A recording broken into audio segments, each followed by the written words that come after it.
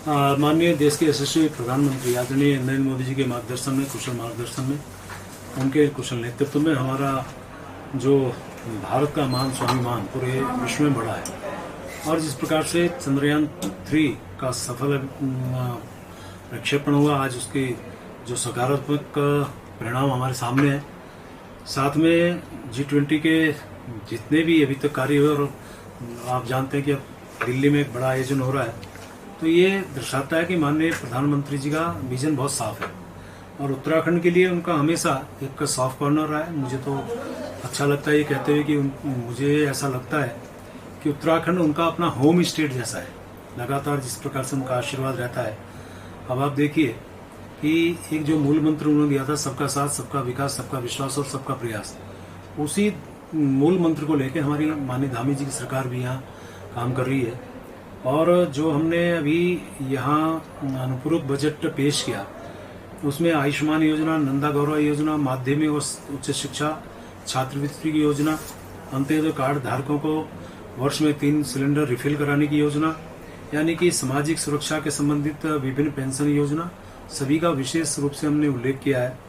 और अनेकों जो मद हैं उसमें हमने एक अच्छा प्रावधान बजट का हमने किया है।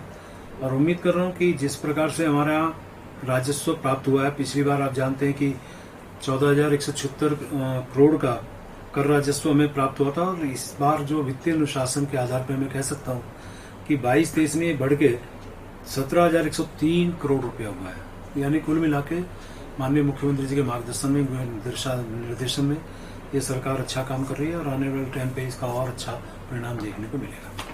हरिद्वार पर्यटन नगरी के रूप में विकसित हो, उसका भी महत्वाकांक्षी जो हमारी परियोजना, उसमें 25 करोड़ का प्रावधान, पार्किंग हेतु पूरे देश भर में 135 करोड़ का प्रावधान किया है। मुख्यमंत्री आंगनबाड़ी भवन निर्माण हेतु 50 करोड़ का प्रावधान है। और हरिद्वार जो मेडिकल कॉलेज का निर्माण और स्थापना के लिए 100 करोड़ का प्रावधान इस अनुपूरक बजट में हमने रखा है।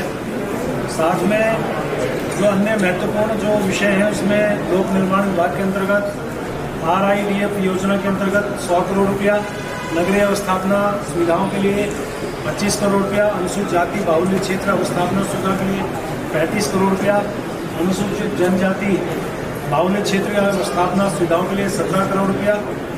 और इसी प्रकार से प्रमुख राजस्व योजनाएं जो अनुपूरक बजट में इनका प्रावधान किया है, उसमें सड़कों के अनुरक्षण हेतु 300 करोड़ रुपया, अटल आयुष्मान के लिए 200 करोड़ रुपया, नंदा गौरा देवी हेतु 95 करोड़ रुपया, औषधि और रसायन के अंतर्गत 90 करोड़ रुपया, निःशुल्क पाठ्य पुस्तक योजना हेतु 68 करोड़ रुपया, rough top solar street light संयंत्रों के लिए लगभग 66 करोड़, सामाजिक सुरक्षा पेंशन के अंतर्गत 40 करोड़, मशीन उपकरण सज्जा संयंत्र के अंतर्गत 33 करोड़, कंप्यूटर हार्डवेयर सॉफ्टवेयर अनुरक्षण के अंतर्गत 23 करोड़, व्यावसायिक तथा विशेष सेवाओं के भुगतान के अंतर्गत 17 करोड़, कार्यालय के लिए जो वाहन करेगी जो प्रावधान किया 13 करोड़।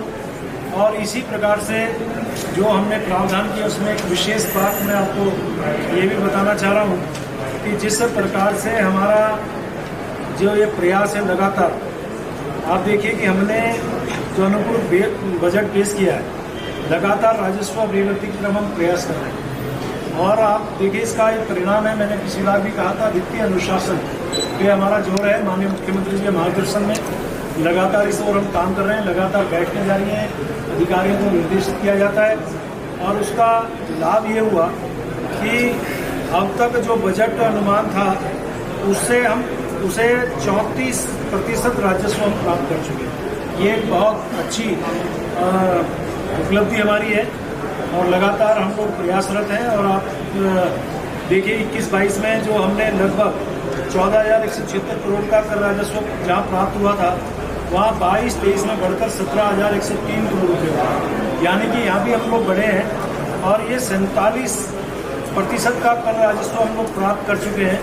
कुल मिलाकर मैं कह सकता हूँ कि जो अनुपूरक बजट है, इसमें जो हमने प्रावधान किए हैं, जिस प्रकार से हमने वित्तीय अनुशासन के माध्यम से और माननीय मुख्यमंत्री जी के मार्गदर्शन में, माननीय हमारे देश के यशस्वी प्रधानमंत्री आदरणीय मोदी जी के मार्गदर्शन में, उनके आशीर्वाद से हमारा ये प्रदेश आगे की तरफ बढ़ रहा है। और मैं निश्चित रूप से जब परसों जब मतदार चर्चा होगी तो विशेष तौर से आपकी सारी बातें उसमें बता दी। सर, आज नियम 58 के तहत जो आपदा का विषय आया काफी महत्वपूर्ण, सभी विपक्षी विधायकों ने उस पर कहा है, तो उसमें ये कहा गया कि जोशीमठ में विस्थापन नहीं हो पाया है, तमाम तरह की बातें कही। सर, किस तरह सरकार देख रही है? देखिए, सारे बिंदुओं पे बहुत विस्तार से मैंने उसका जवाब दिया है। जो जोशीमठ के विस्थापन की जहाँ तक बात कही, गोचर और पीपल कोटी के लिए हमने